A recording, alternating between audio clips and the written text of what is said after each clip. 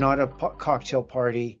We're talking real stuff. So get ready, America. Great. Well, thank you very much for having me. And yeah, I prepared a talk, maybe about 10 minutes, called The Bankruptcy of the Two-Party System in the United States Today and Need for a New Truth, Politics, and Party. Former CIA Director Leon Panetta was among the featured speakers on the final day of the Democratic National Convention in Chicago on August 22nd, when Kamala Harris accepted the party's nomination as its presidential candidate.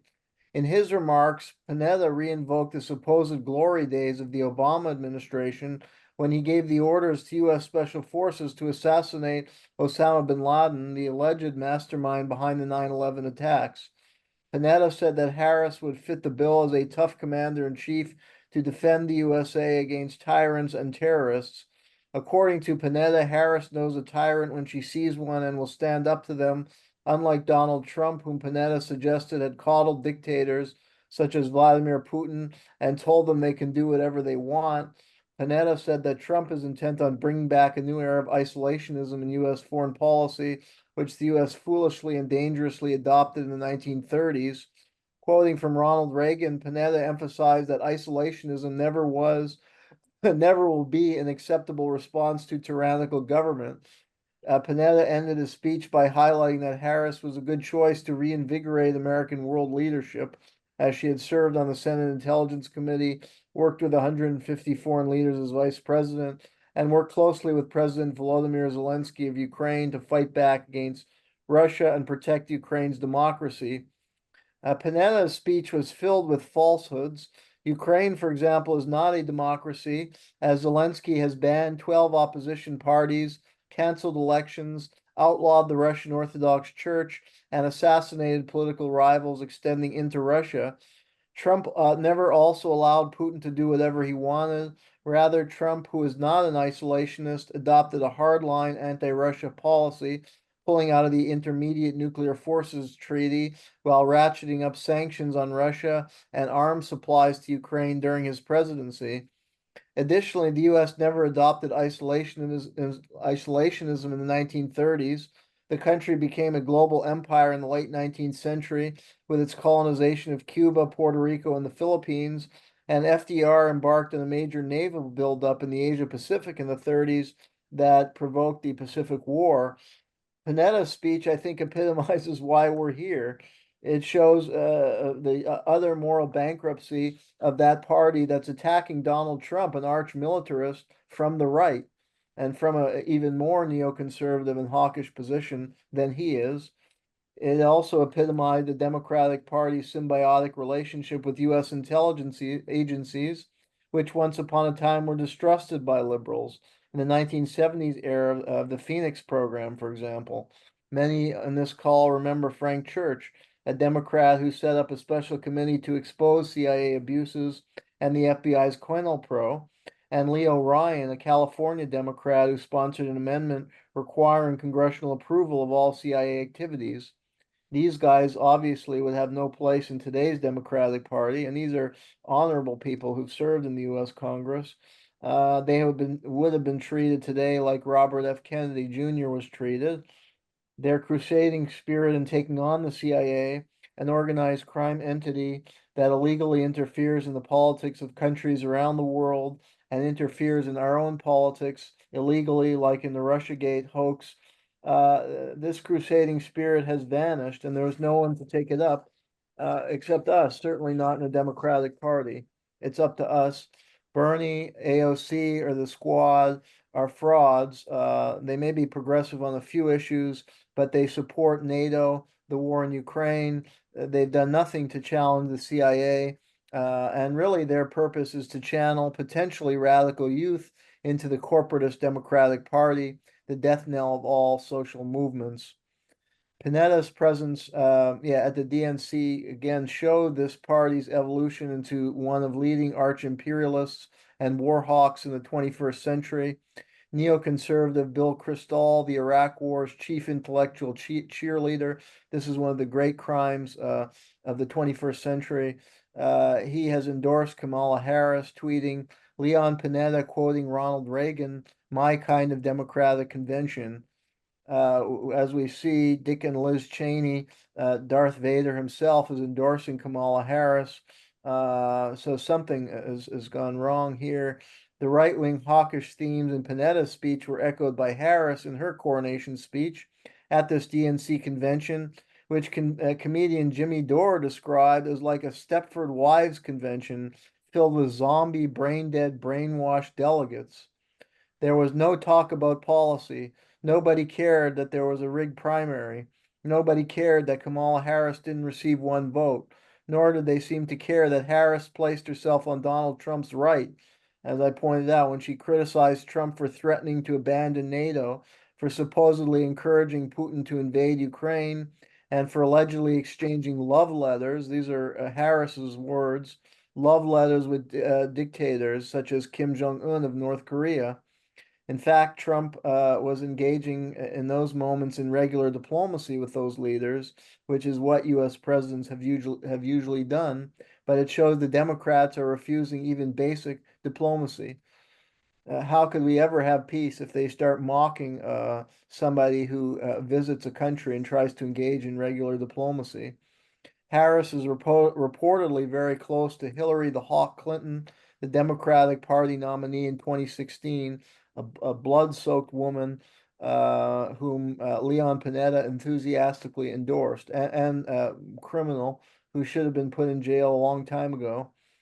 An arch imperialist Harris, so those two surely get along very well together.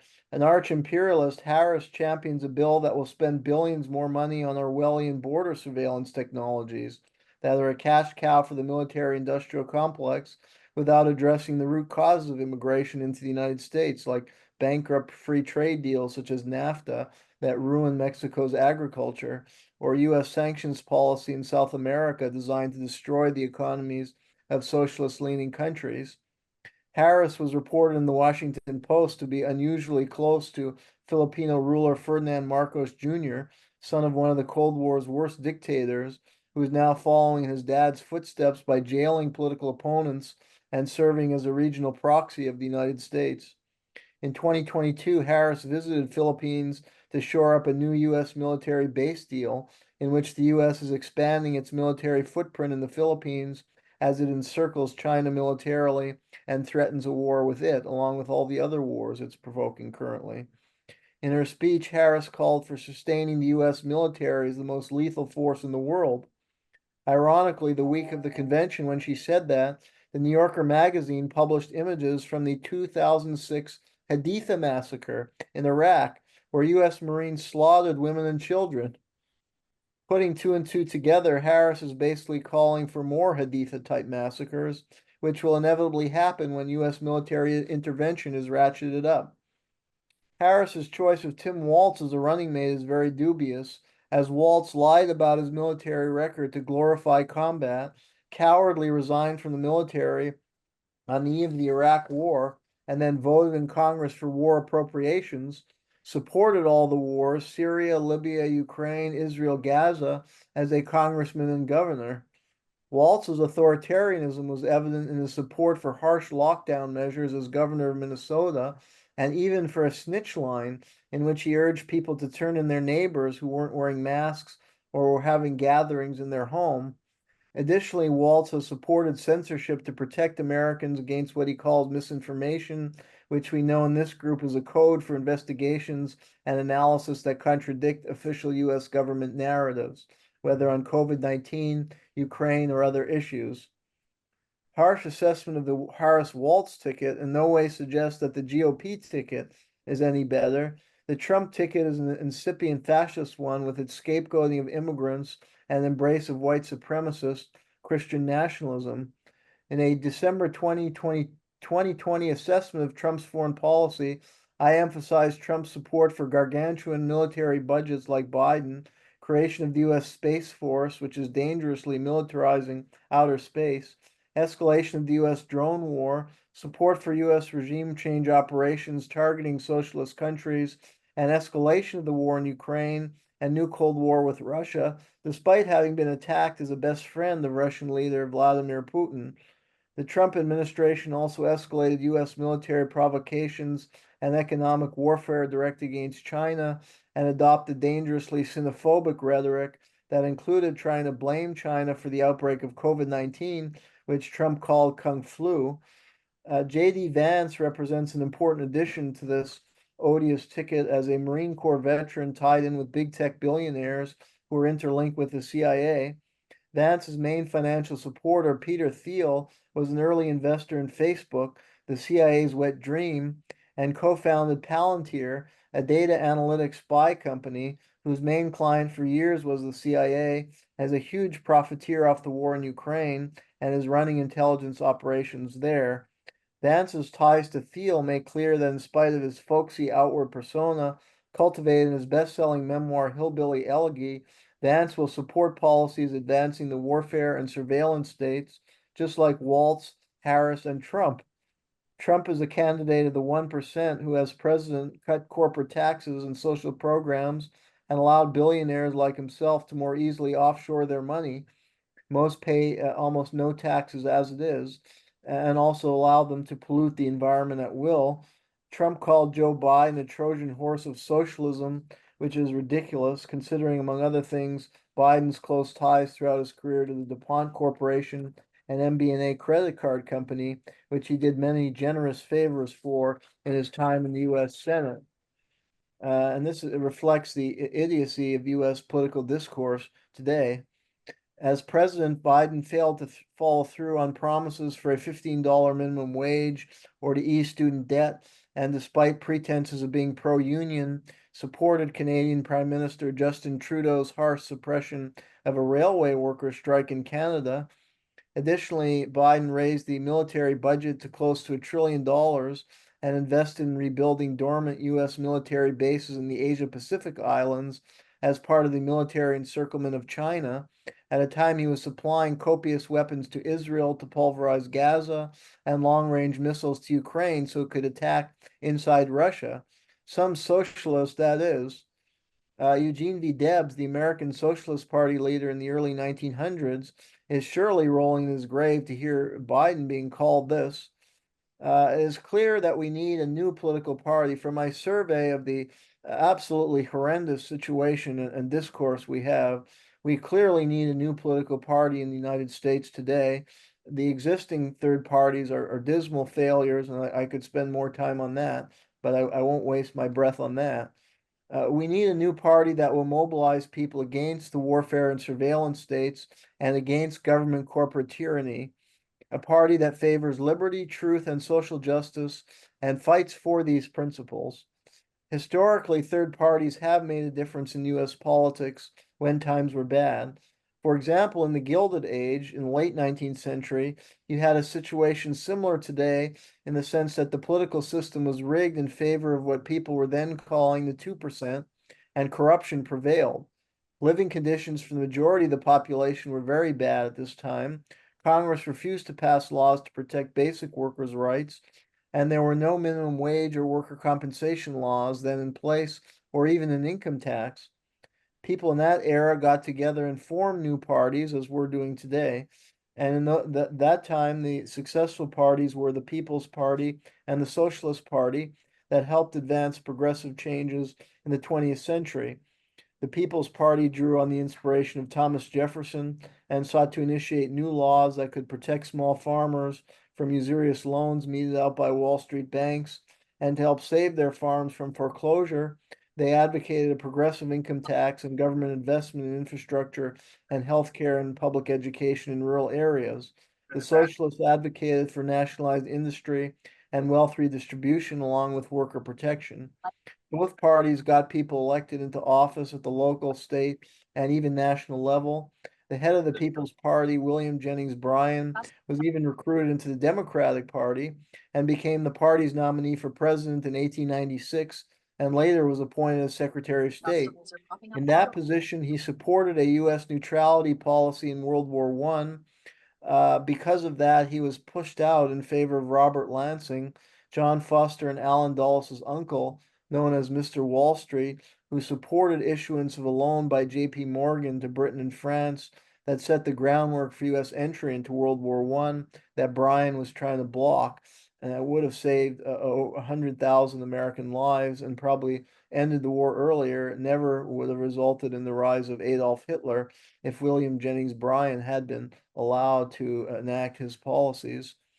In the late 19th and early 20th centuries, before the first and second Red Scares destroyed the American left, the People's Party and Socialist Party were successful in disseminating their ideas in newspapers that helped educate people about the corruption of the existing political economic system and failings of capitalism, and helped to advance their vision for social change.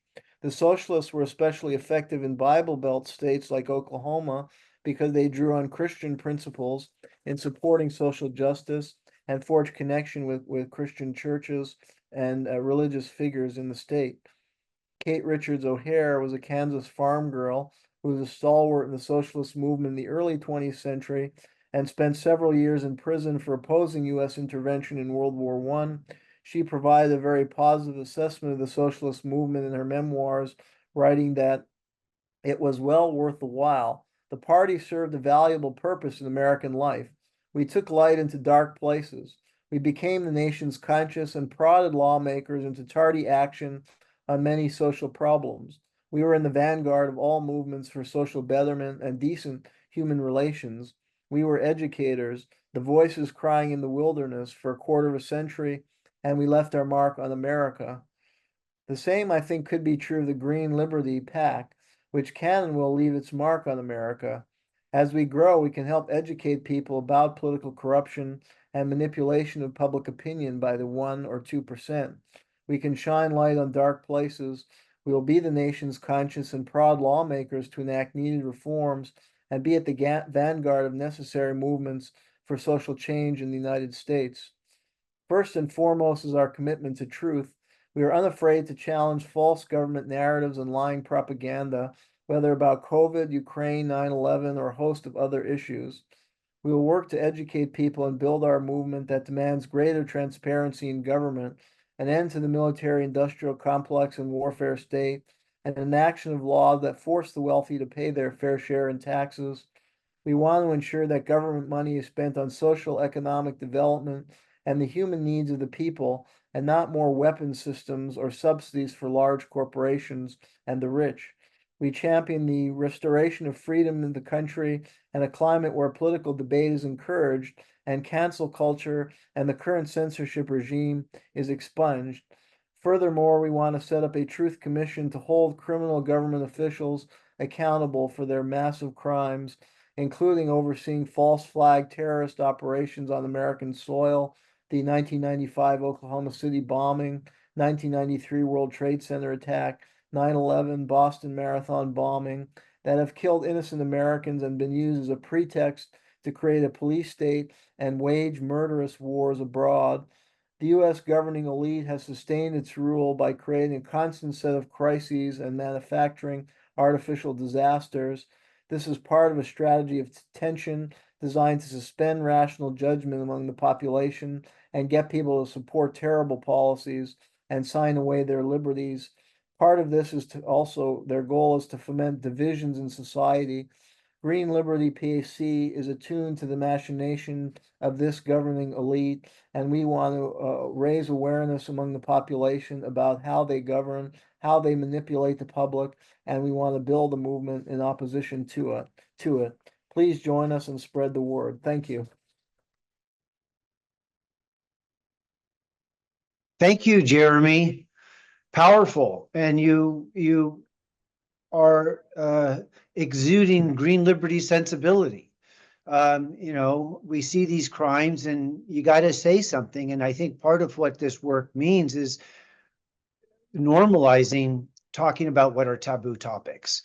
You're not supposed to talk about this stuff at cocktail parties because you'll ruin the event. But here in our political movement, we're not a cocktail party. We're talking real stuff. So get ready, America.